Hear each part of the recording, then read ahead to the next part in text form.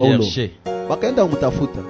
David dit à Saül que personne ne se décourage à cause de ces Philistins. Ton serviteur ira se battre avec lui. Saül dit à David, tu ne peux pas aller te battre avec ce Philistin, car tu es un enfant. Et il est un homme de guerre dès sa jeunesse. Costaud. Mais ils étaient costauds, mais ils n'avaient pas l'expérience. Vous m'entendez? Ils étaient costauds, mais non expérimental. Où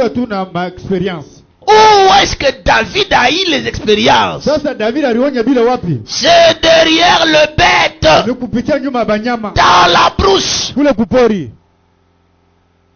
Que Dieu vous bénisse. Dans la brousse. On n'a pas l'expérience là que tout le monde trouve de l'intérêt. C'est pourquoi le frère Branham dit ceci, comme ce que nous avons lu avec nous. Quand un homme veut se trouver un homme pieux, il faut qu'il aille dans un grand tabernacle où il y a des carreaux partout, là qu'il y a des chaises partout. Dieu ne nous forme pas dans le luxe. Dieu nous forme là que c'est putrefait. Donc là que quand vous regardez, ça n'attire pas l'attention. Que Dieu vous bénisse. Dieu ne voit pas seulement le grand bâtiment. Dieu ne voit pas seulement les bâtiments qui sont jolis, mais Dieu voit sa parole. Que Dieu vous bénisse. Dieu a besoin des gens qui pouvaient se connaître. C'est vraiment une condition. Si nous pouvons connaître notre position. Tu as compris? Si nous pouvons, si je peux connaître ce que je suis par rapport à Dieu, si je peux découvrir qui suis-je, si je peux découvrir ce que Dieu est pour moi, il est mon Père. Dieu m'aime. Il est tout pour ma vie. Je ne le mélange avec personne. Je n'ai pas une corde à la hanche. Je n'ai pas un carnet de prière. Je n'ai pas des incisions. Donc je n'ai rien. Mon espoir c'est Dieu. Je disais ceci à Maman Suzy. Maman Suzy. Es-tu sorcière? Tu es sorcière?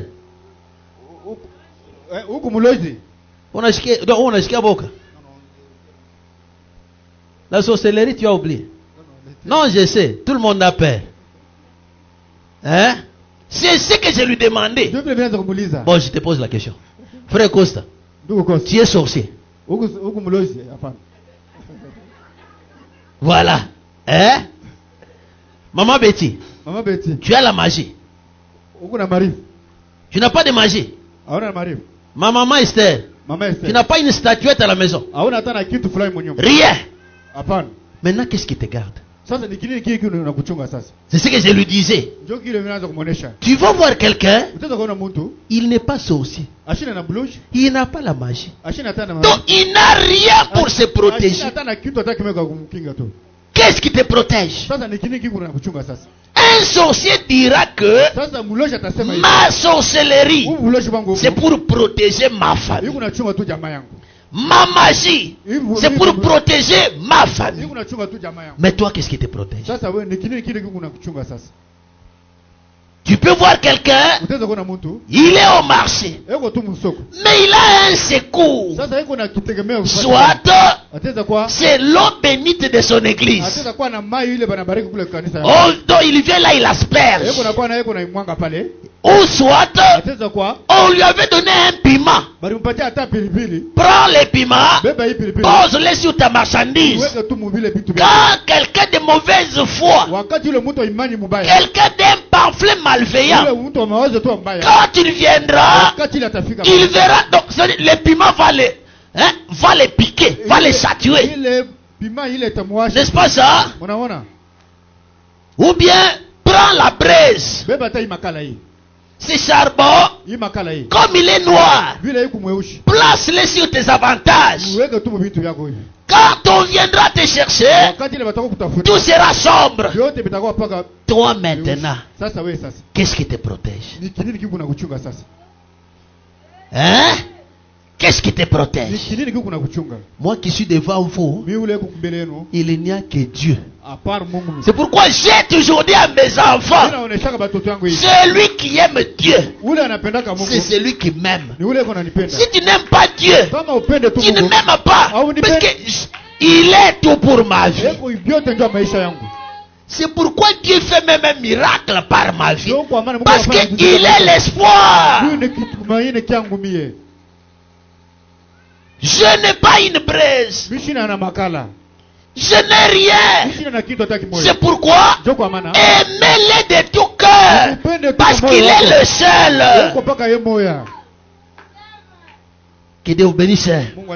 Si nous pouvons connaître notre position, donc connaître que il n'y a que Dieu qui peut remporter mes batailles.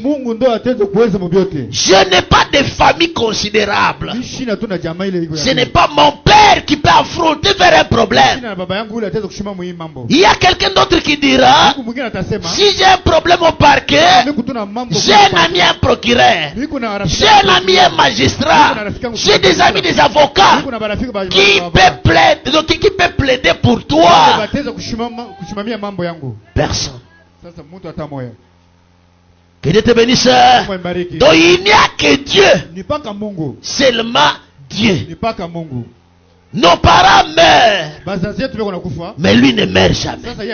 Il est là toujours avec nous. C'est l'ami fidèle. Mais si nous pouvons seulement comprendre ça, si nous pouvons connaître notre position, tu verras que Dieu aussi sera content. Pourquoi est-ce qu'il n'intervient pas? Tu es pied dedans, pied dehors. Il arrive toutefois que dans des deuils, nous arrivons à voir votre position.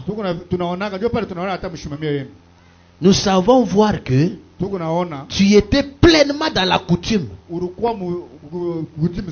Frère Trésor, tu sais que tout ce qui nous arrive, c'est un enseignement. Et Dieu aussi cherche à voir. Est-ce qu'il tiendra mon côté ou bien il me laissera?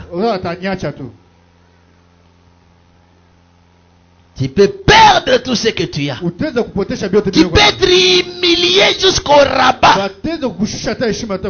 C'est là, Dieu veut voir. La finalité, tu feras quoi? Comment tu peux aller déjà voir un musulman pour faire un fétiche pour tuer quelqu'un? Tu as entendu comment je parlais? Comment est-ce que tu peux prendre des décisions pour fragiliser votre foi? Oh, comme on ne me marie pas, maintenant je cherche même qui peut me donner la grossesse. Tu sais, l'homme ne change pas. L'homme peut avoir même 5 enfants. Un homme, lui ne change pas. Mais toi, un enfant, change ton corps. J'aime. Les seins vont tomber. Ton corps là s'affaiblit. Tu vois? Donc c'est-à-dire, au lieu que tu procèdes à ça, garde-toi. Hein? Garde-toi seulement. Oh, comme on a beaucoup parlé, peut-être c'est Dieu qui t'a envoyé à la chambre noire. Là, c'est le négatif.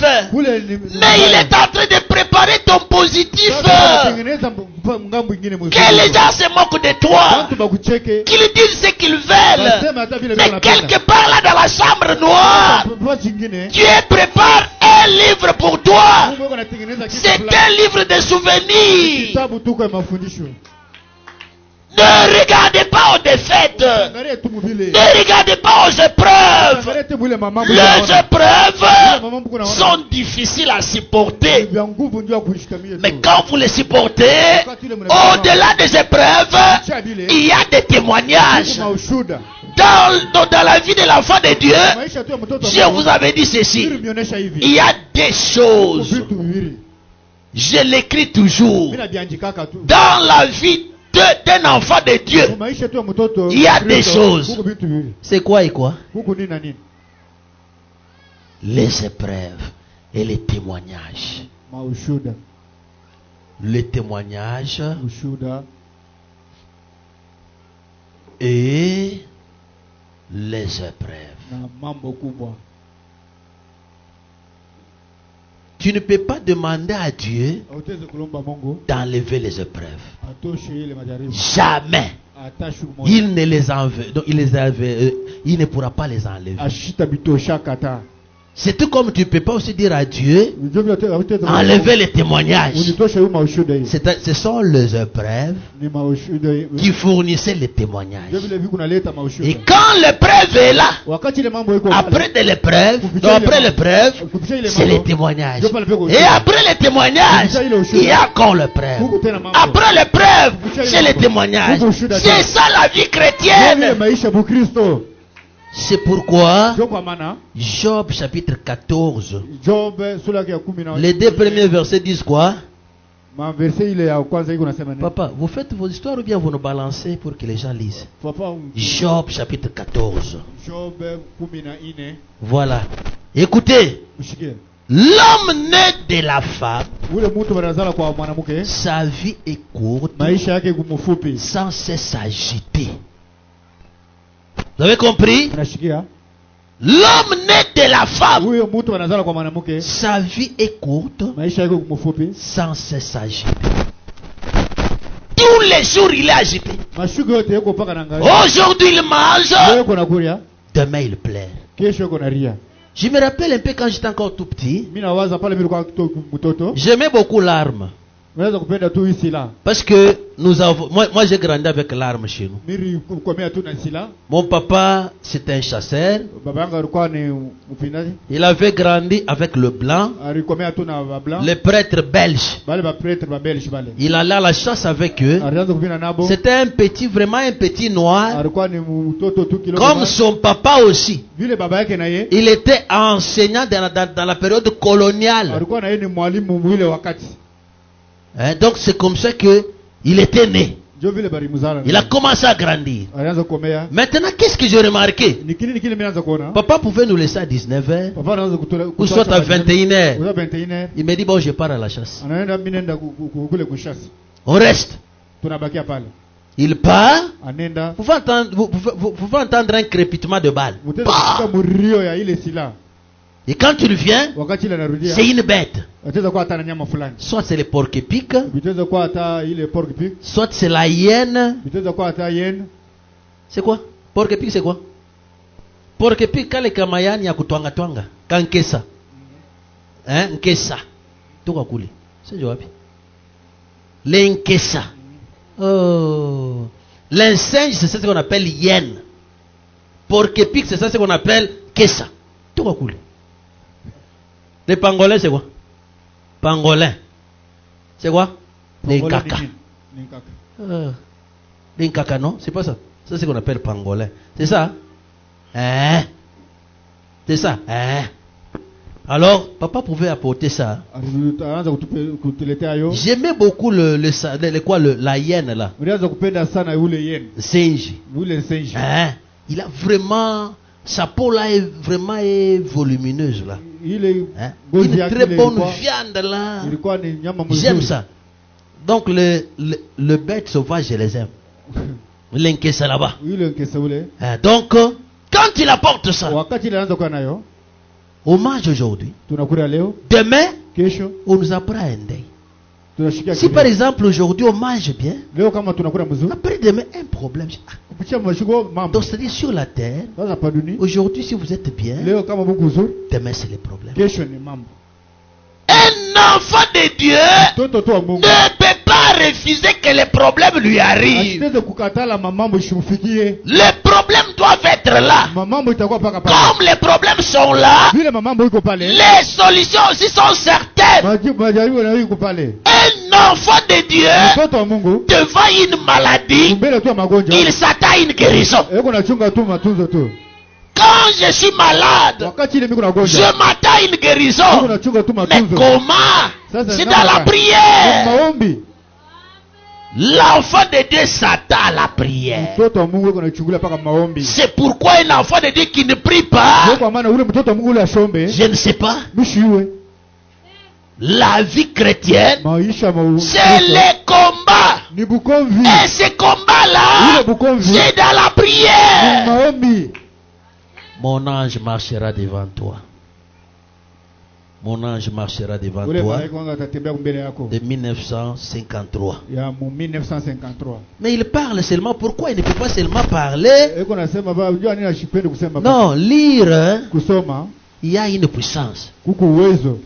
Je suis au paragraphe 7. Maintenant, tout au long de ce voyage, il a promis de pouvoir à tout ce dont nous avons besoin. Ce que vous demanderez au Père à mon nom, je le ferai. Tout ce que Marc 11, 24. Tout ce que vous désirez, quand vous priez. Toi, tu n'aimes pas la vie de prière. Comment auras-tu quelque chose de Dieu? Quand vous priez, croyez que vous l'avez reçu et vous le verrez s'accomplir. Car il nous a donné l'arme la plus puissante du monde, au monde. C'est quoi? Et c'est la prière. Car la prière change les choses. Le chrétien ne réalise pas quelle puissance il possède lorsqu'il se met à genoux devant Dieu Tout-Puissant. Au nom de Jésus-Christ, il ne réalise pas quelle puissance cela représente si seulement les conditionnels. Donc c'est-à-dire Dieu, il vous demande seulement à vous, parce qu'il a mis les choix en vous. Si réellement l'homme se tue parce qu'il ne respecte pas la condition de Dieu, si nous pouvons occuper notre position, si nous pouvons reconnaître et réaliser ce que nous sommes, connaître la position que Dieu a placée à nous, on doit pas être des plaintifs. On ne doit pas se plaindre. Quand je pars au service, comme Alex Kande là-bas, j'arrive à mon service, je ferme la porte. Seigneur Dieu, je suis venu travailler. Tu as dit que celui qui ne travaille pas ne mange pas non plus. Moi, je suis venu travailler. Je ne suis pas venu pour prier. Je ne suis pas venu pour chanter. Je suis venu chercher l'argent. Donnez-moi l'argent parce que j'en ai besoin. Je dois avoir des bénéfices. Je dois faire ça parce que c'est pour ton travail. Allez, j'ouvre la porte. Amen. Je reste calme. Je n'ai pas envié mon voisin. Qu'il ait des clients. Qu'il n'ait pas de clients. Moi, j'ai déjà prié. Je connais ma condition. Si réellement nous pouvons connaître notre position, et dans sa volonté, c'est terminé. Que Dieu vous bénisse. Je reconnais ce que je suis et je m'attends à lui. Je ne pleure pas. Je ne m'inquiète pas. Même si je sors avec 5000 francs, je chanterai toujours. Je dirai quoi? Je suis dans sa volonté. Lui sait pourquoi je n'ai pas réalisé aujourd'hui. Que Dieu vous bénisse. Je ne tremble pas. Je n'appelle pas des sorciers. Ah, si on vous montre ce que nous vivons, tu ne peux pas te réaliser. Hein? Est-ce que tu as déjà vu quelqu'un? Toi, tu es là. Il te jette seulement de l'eau en face comme ça. Je ne savais pas. Mais tu es devant. C'est facile? Ah. Vous blaguez avec le diable. Hein? Il est là. On n'a pas peur de lui. Pourquoi? Parce que je n'ai pas d'autre secours que lui. Si nous pouvons occuper notre position, si je peux c'est-à-dire moi, je l'occupe. L'homme aussi a quelque chose à faire. Dieu ne te donne pas tout. Toi aussi tu as à faire. Tu es l'élève à l'école. Seigneur, donne-moi l'intelligence. Donne-moi l'intelligence. Mais tu ne lis pas à la maison. Comment est-ce que tu vas réussir? On t'a enseigné aujourd'hui. Ce que tu peux faire, c'est aller commencer à lire ce qu'on t'a enseigné. Et Dieu te donne. Si réellement moi je peux occuper, moi je l'occupe comment? Mais c'est dans la vie de la prière. C'est en vivant la vie de la prière. Sans la prière, vous ne vivrez pas vos droits. Sans la vie de prière, vous n'irez pas loin avec Dieu. La prière, ce n'est pas la prière qu'on organisait ici. Mais la prière vit. Maombi Maïcha.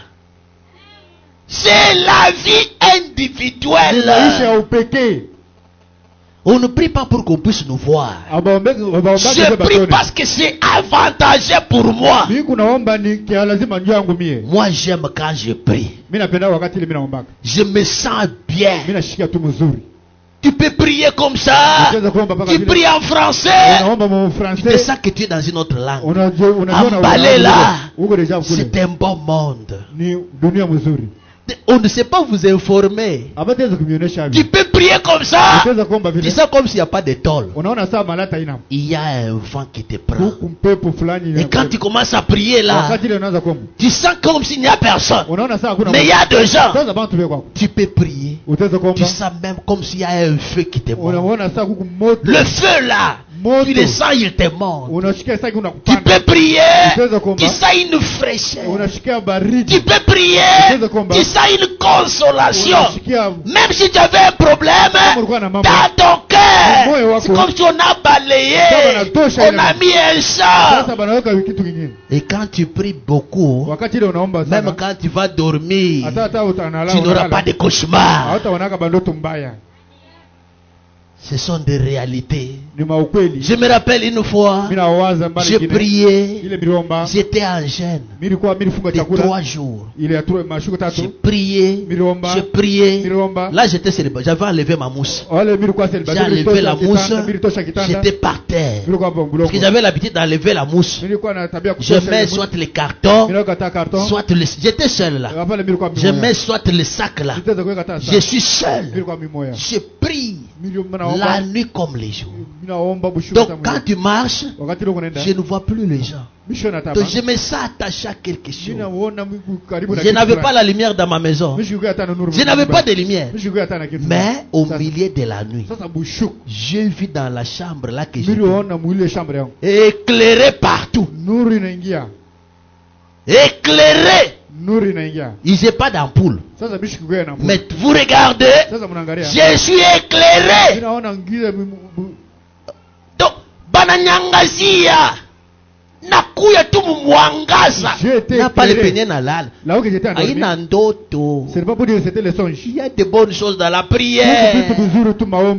Hein? Tentez l'Éternel, vous verrez comment il est bon. La prière, ce sont des expériences. Ce ne sont pas des recommandations comme... C'est la vie. Vous n'aimerez pas rester longtemps sans prière. Si je commence à vous parler de la prière ici, je peux vous donner beaucoup d'expérience. Si vous avez la vie de prière, vous pouvez même ne pas appeler le pasteur. L'enfant est malade comme ça au milieu de la nuit. Tu commences à prier, l'onction me prend, l'enfant se lève, la température est réglée, tout revient bien. Il y a des dimensions. Sortons d'abord des dimensions. Seulement la vie de prière, c'est vraiment des secrets pour l'église de Dieu. Que Dieu vous bénisse. Je risque de vous prendre beaucoup de temps ici. On peut arriver même jusqu'à 19h. Je ne ferai jamais sentir ce que je sens. Ayons la vie de prière. Là, vous verrez que vous allez bien occuper votre position. Et cela va terminer. La prière, ce n'est pas seulement celle qu'on organise. Tu peux prier du matin au soir. Là, c'est Dieu avec toi. Hein? Tu peux venir ici toute la journée. Tu sentiras comment Dieu parle. Une voix audible qui te parle dans l'oreille. Tu regardes, il n'y a personne. Mais quelqu'un qui te parle. Tu sentiras deux mains qui touchent. Quand tu regardes comme ça, il n'y a personne. Mais quelqu'un qui te touche. Tu sens que réellement on m'a touché. Hein? Tu peux sentir, tu chantes ici un petit cantique. Mais dans l'église, c'est comme si c'est plein. Donc, tu chanteras avec le singe. Ici, tu dis, mais je blague.